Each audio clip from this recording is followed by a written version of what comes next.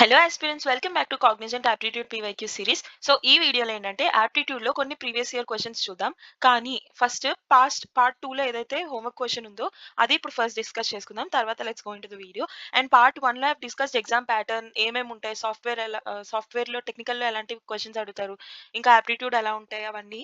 And I have already given Cognizant exam 3 to 4 months ago.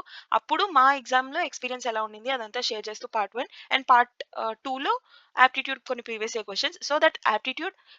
And so that Cognizant playlist, I'll be putting the link in the description. You can check it out if you're preparing for Cognizant. Okay, so మనకేమి ఇచ్చారు, two pipes N and Q can fill a tank, water tank in 90 hours and 10 hours respectively. So if they are open together, how many hours will the tank be filled? So part 2లో I've already explained అసలు pipes and systems ఎలా solve చేయాలి అని. And pipes and systems మీద already made dedicated video, I'll be putting the link in the description. So అది మీరు check చేసి you'll be understanding ఇది ఎలా సాల్వ్ చేయాలి మెథడ్ అంతా. బట్ జస్ట్ ఒకసారి పైప్ అని మీకు చెప్తాను ఫర్ న్యూ వ్యూవర్స్. ఎప్పుడైనా పైప్స్ అండ్ సిస్టమ్స్ కానీ వర్క్ ఇన్ టైం కానీ మనం ఈ టేబుల్ మెథడ్ లో సాల్వ్ చేస్తాం. ఇక్కడ ఏంటంటే ఫస్ట్ పారామీటర్స్ రాస్తాం.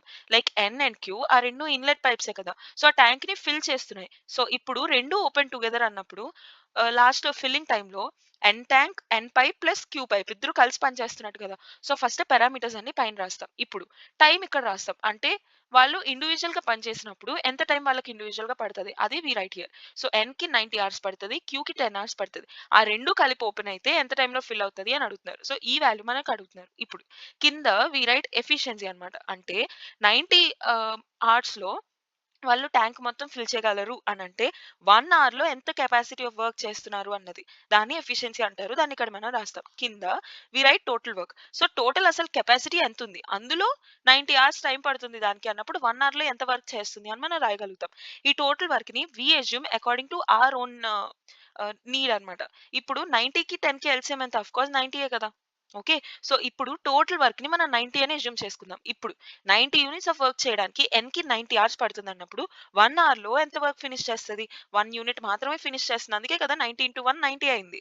సేమ్ అలానే 90 యూనిట్స్ ఆఫ్ వర్క్ చేయడానికి క్యూ కి 10 hours పడుతుంది అన్నప్పుడు 1 hour లో ఎన్ని యూనిట్స్ వర్క్ ఫిల్ చేస్తున్నట్టు. So 90 divided by 10 which is 9. అంటే క్యూ అనే పైప్ 10 hours ఓపెన్ అయి ఉంది, 1 hour లో 9 యూనిట్స్ ఫిల్ చేస్తుంది. So 10 into 9 90 units of work finish చేయడానికి తనకి కుదురుతుంది. ఇలా మనం రాస్తాం. ఇప్పుడు ఇది వాళ్ళ ఎఫిషియన్సీ అని చెప్పాను కదా. సో ఎన్ 1 hour కి 1 యూనిట్, క్యూ 1 hour కి 9 యూనిట్స్ చేస్తుంది. ఇద్దరు కలిసి 1 hour లో ఎన్ని యూనిట్స్ చేయగలుగుతున్నారు, 9 + 1 10 యూనిట్స్ ఫిల్ చేయగలుగుతున్నారు. ఓకే, సో టోటల్ ఎన్ని 90 యూనిట్స్ ఆఫ్ వర్క్, అందులో ఇద్దరు కలిసి 1 hour లో 10 చేస్తున్నారు. సో ఇద్దరు కలిసి ఎంత టైం పడుతుంది, of course 90 divided by 10. So 0 gets cancelled. So 9 hours will be the answer. Okay, clear? Let's go to the next one. So ఇప్పుడు ఈ వీడియోలోవి కొంచెం ఈజీగా ఉంటాయి comparatively. So if you are beginners కాకుండా మీకు బాగా వచ్చు యాప్టిట్యూడ్ అంటే you can skip this video for now. లేదు మీరు బిగినర్స్ అనుకుంటే this video can be helpful. Okay, so P is to Q ఇచ్చారు, క్యూ ఈస్ టు ఆర్ ఇచ్చారు, P is to Q is to R find out చేయమంటున్నారు. ఎప్పుడైనా మనకి 1 2 3 and 3 parameters ఉన్నప్పుడు 1:2 ఇచ్చారు, 2:3 ఇచ్చారు. ఇప్పుడు ఈ మూడిటిది 1:2 2:3 ఫైండ్ అవుట్ చేయమంటున్నారు. సో అది జాయిన్ చేయాలంటే మనం ఏం చేయాలంటే ఈ 2కి ఇక్కడ సమ్ ఏదో వాల్యూ ఉంటుంది, ఈ 2కి ఇక్కడ సమ్ ఏదో వాల్యూ ఉంటుంది. ఈ రెండిటిని ఈక్వేట్ చేసి ఒక సింగిల్ వాల్యూకి తీసుకురావడానికి ట్రై చేయాలి. ఇప్పుడు ఈ వాల్యూ నుంచి ఈ వాల్యూకి వెళ్ళడానికి ఏదో ఒక వాల్యూ మల్టిప్లై చేస్తారు కదా, సేమ్ అదే నెంబర్ ని ఈ ఫస్ట్ వాల్యూతో మల్టిప్లై చేస్తారు. నీకు మళ్ళీ చెప్తాను, జస్ట్ చెప్తున్నా అంతే మెథడ్. ఇప్పుడు ఈ 2ని ఈ వాల్యూకి తీసుకురావడం కోసం సమ్ ఏదో నెంబర్ తో మల్టిప్లై చేస్తారు కదా, సేమ్ దాన్ని 3తో కూడా మీరు మల్టిప్లై చేయాలి. అంతే, అదే మెథడ్ యూస్ చేసి మీరు ఇక్కడ సాల్వ్ చేస్తారు. So P is to Q and Q is to R మన దగ్గర ఉన్నాయి. పీ ఈస్ టు క్యూ మన దగ్గర వాల్యూ ఎంత ఉంది, 3:4 ఉంది. And Q is to R ఎంత ఉంది, 5:6 ఉంది. ఇప్పుడు ఇక్కడ క్యూ వాల్యూ 4 ఉంది, ఇక్కడ క్యూ వాల్యూ 5 ఉంది.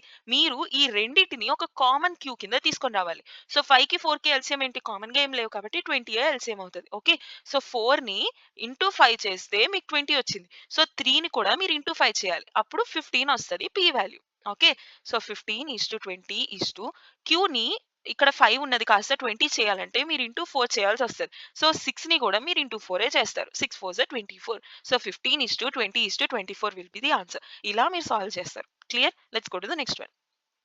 When 75% of a number is added to 75, the result is same as the number. The number is. So some ఏదో ర్యాండమ్ నెంబర్ ని దాన్ని ఎక్స్ అనుకుందాం. ఇక్కడ ఇచ్చిన దాన్ని లిటరల్ గా మీ సెంటెన్స్ లో కన్వర్ట్ చేసుకోండి. 75% ఆఫ్ ఎ నెంబర్, దాన్ని మీరు ఎలా రాస్తారు, 75% అంటే by 100 ఆఫ్ ఎ నెంబర్ అంటే of that number X. So 75% of the number X is అంటే ఏంటి, is equal to added is added కదా! ఈజ్ అని ఇవ్వలేదు. ఈజ్ యాడెడ్ అని ఇచ్చారు. Okay. So, is added to అంటే ప్లస్ 75. 75కి యాడ్ చేశారు. ద రిజల్ట్ ఈజ్ అంటే ఈజ్ ఈక్వల్ టు కదా! Same as the number. Same as the number అంటే ఏంటి? ఎక్స్ అంతే మనకి ఈక్వేషన్ వచ్చింది. సాల్వ్ చేయాలి. 25 3 25 4 so, 3x/4 plus 75 is equal to X. So, 75 4 ఎంత? 300 బికాజ్ 75 2 ఎంత? 150. 150 2 300 అలా అన్నమాట. 75 ఇంటూ 4 కదా! దాన్ని మీరు ఎలా రాస్తారు? 75 ఇంటూ 2 ఇంటూ 2 కదా! ఆలోచించడానికే చెప్తున్నా ఫాస్ట్‌గా. 75 2 150 అది మనకు తెలుసు. 150 2 ఎంత? 15 2 30 సో, 300 అలా మీరు మైండ్ కాలిక్యులేషన్ చేయొచ్చు. ఓకే. సో, 75 4 300 3x అలానే ఉంటది. By 4 is equal to X. So, 3x plus 300 is equal to 4x.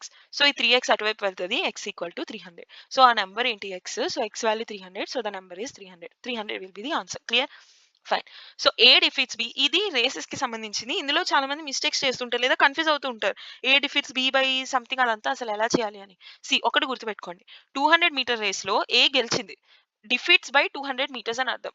20 metres అని అర్థం. అంటే ఏ 200 మీటర్స్ కవర్ చేసేసిన టైంలో బి ఇంకా 20 మీటర్స్ బ్యాక్ ఉంది కదా! ఏ కన్నా బి 20 మీటర్స్ ముందుకొచ్చేసి 200 మీటర్ రేస్‌లో గెలిచింది. అంటే ఏ అనే పర్సన్ 200 మీటర్స్ రన్ చేసే టైంలో బి అనే పర్సన్ ఎంత రన్ చేశారు? ఓన్లీ 180 మీటర్స్ మాత్రమే రన్ చేశారు. ఇంకా 20 మీటర్స్ అతను ఇంకా రన్ చేయలేదు. ఆ 20 మీటర్స్ వెనకబడి ఉన్నారు కాబట్టే కదా! బి కన్నా 20 మీటర్స్ ముందుంది. అండ్ 200 మీటర్స్ ఫినిష్ చేసింది. బి ఎంత ఫినిష్ చేసినట్టు? 180 మీటర్స్ ఫినిష్ చేసినట్టు. సేమ్ సెకండ్ దాంట్లో B defeat C by 5 metres in 100 metres race. So, second కేస్‌లో బి అనే పర్సన్ 100 మీటర్స్ రన్ చేసిన టైంలో సి అనే పర్సన్ 5 మీటర్స్ వెనకబడి ఉన్నారు. సో, సి అనే పర్సన్ ఎంత రన్ చేసినట్టు? 95 మీటర్స్ మాత్రమే రన్ చేసినట్టు. సేమ్ నేను ఫస్ట్ క్వెషన్ ఏదైతే చెప్పానో రేషియోస్ సేమ్ అలానే ఫైండ్ ఔట్ చేస్తారు. ఇప్పుడు ఇక్కడ బి 180 ఉంది. ఇక్కడ బి 100 ఉంది. ఆ రెండిటికి ఎల్సిఎం చేయండి. సో, 180కి 100కి ఎల్సిఎం ఎంత? 10 కామన్ ఉంది. ఫస్ట్ 10 తీసేయండి. 18 10 next 2 9s are 18 2 5s are 10 ఇంకా కామన్‌గా ఏం లేదు కదా! So, 9 5s are 45 45 2s or 90 90 10s or 900 so, 900 LCM అవుతుంది. ఇప్పుడు ఏ, బి, సి అంతే. సో, 18 ఇక్కడ బి ఎంత 900 ఫిక్స్ కదా! 18 5s ఆర్ 900 సో, ఏకి కూడా మనం ఇంటూ 5 చేయాలి. ఓకే. సో, 200 ఇంటూ 5 1000 మీకు ఈ మెథడ్ అర్థం కాకపోయినా please ask me. I will explain you once again. Okay. So, same అంతే. ఇప్పుడు సెకండ్ కేస్‌లో బి వాల్యూ 100 ఉంది. 900 రావాలి బి వాల్యూ అంటే ఏం చేయాలి? ఇంటూ 9 చేయాలి. సేమ్ అదే ఇంటూ 9 మనకి సికి కూడా చేస్తాం. So, 95 into 9 9 5s are 45 4 9 9s are 81 plus 4 85 so, A 1000 ఉన్నప్పుడు బి 900 ఉంది. సి 855 ఉంది. అది వాళ్ళ కెపాసిటీ బట్టి మనం ఇది ఫైండ్ ఔట్ చేస్తాం. ఇప్పుడు కిలోమీటర్ రేస్‌లో A defeats C by kilometre race అంటే ఏంటి? 1000 మీటర్స్. సో, బి అనేది 1000 మీటర్స్ రన్ చేసింది. ఇది ఓకే. సో, సారీ ఏ అనేది. ఏ 1000 మీటర్స్ రన్ చేసినప్పుడు సి ఎంత 855 మాత్రమే కదా రన్ చేస్తుంది. సో, వాళ్ళ మధ్యలో ఉన్న డిస్టెన్స్ ఎంత? 145. So, A defeat C by 145 in 1000 meters race which is a kilometer race. Clear? So, 145 will be the answer. Okay, fine. So, find the 4-digit number. Sorry, I have given the answer here. Okay, answer లేదనుకుందాం. Answer actually ఇక్కడ wrong. ఇది లేదనుకున్నా. Okay.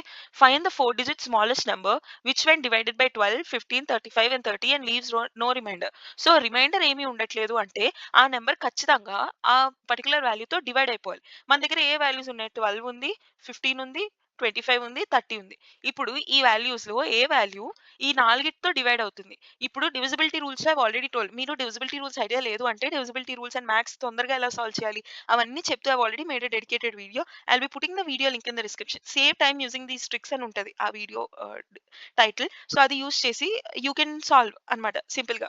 And అందులో divisibility rules కూడా I have discussed. So, ఇందులో ఏంటంటే ఇప్పుడు ఆ నాలుగిటితో డివైడ్ అవ్వాలి ఆ వాల్యూస్. ఇప్పుడు 12 డివిజిబిలిటీ రూల్ ఏంటి? 12ని మీరు ఆలోచిస్తే 4 3s ఆర్ 12 కదా! అండ్ 4కి 3కి కామన్‌గా ఏమీ లేదు. సో, 12 మనం ఎలా చెప్తామంటే if a number is divisible by 4 as well as 3 then the number is divisible by 12 అలా మనం చెప్తాం. అదే 12 6 2s ఆర్ కూడా 12 అవుతది కదా! 6 తోని 2 తోని రెండిటితో అయితే 12 అవుతది అని మనం చెప్పలేం. ఎందుకంటే 6లో 2 అనేది కామన్‌గా ఉంది కదా! 6 ఈస్ డివిజిబుల్ బై 2. సో, 6తో యాస్ వెల్ యాస్ 2తో అని మనం చెప్పలేం అక్కడ. ఓకే. సో, అదంతా ఆ వీడియోలో చెప్పాను. ఇక్కడ if I discuss video lengthy అయిపోతుంది. అందుకే ఆ వీడియో ఒకసారి చెక్ చేయండి. ఇఫ్ మీకు డివిజిబిలిటీ రూల్స్ ఐడియా లేదు అంటే. ఓకే.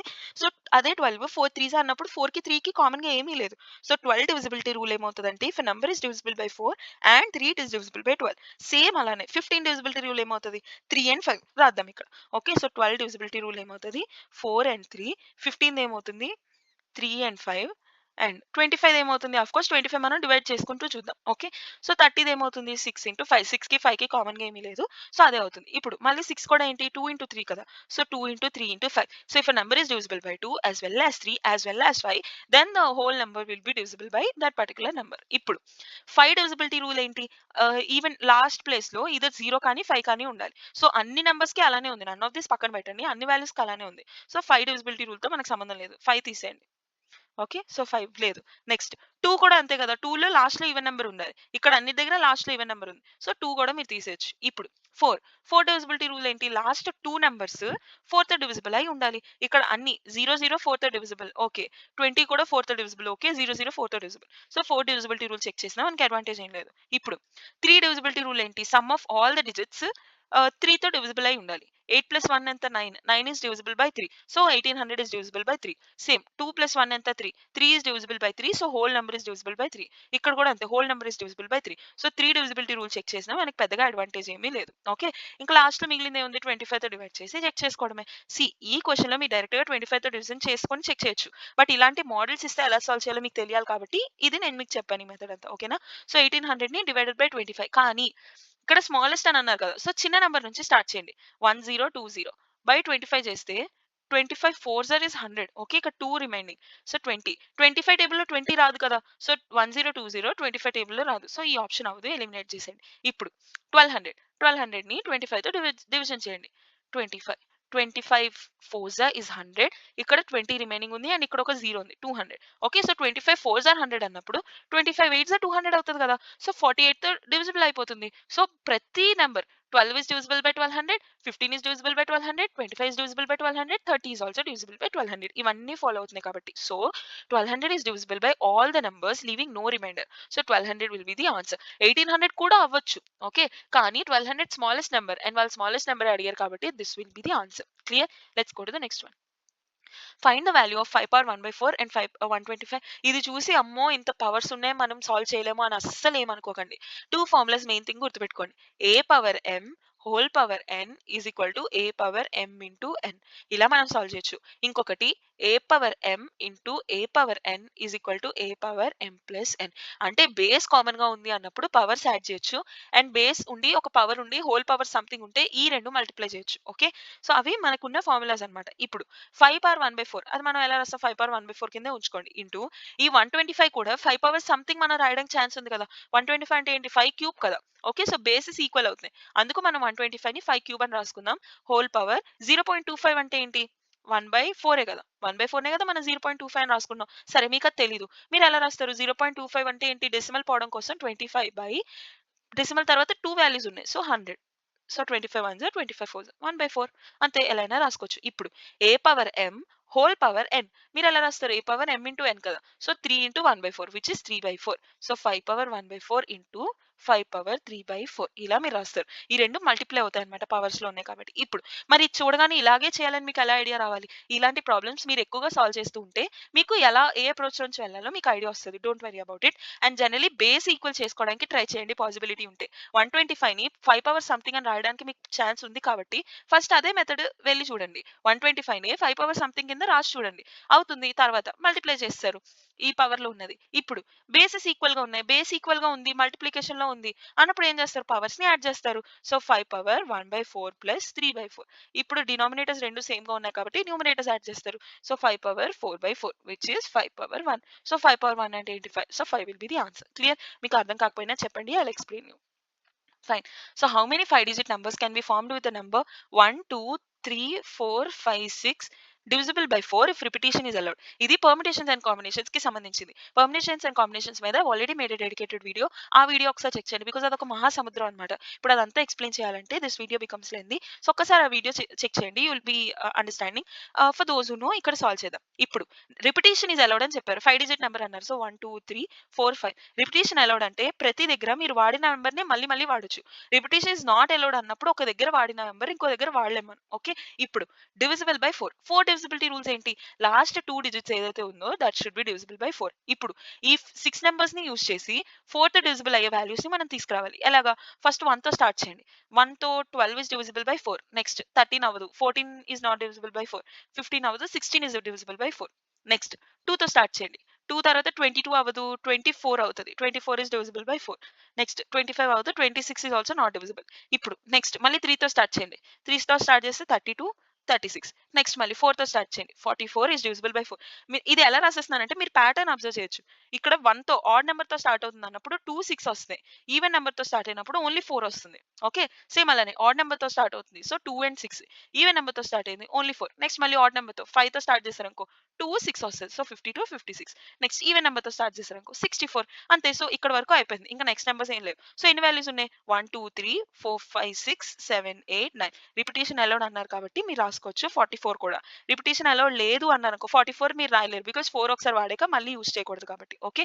సో ఈ 2 ప్లేసెస్‌ని ఐ కెన్ ఫిల్ ఇన్ 9 వేస్ అన్నమాట. ఇప్పుడు ఈ 3 ప్లేసెస్‌ని ఫిల్ చేయడానికి మన దగ్గర 6 వాల్యూస్ ఉన్నాయి. ఇప్పుడు రిపిటీషన్ ఈస్ నాట్ అలౌడ్ అని అన్నారనుకో, అంటే ఒక దగ్గర వాడింది ఇంకో దగ్గర వాడకూడదనుకో.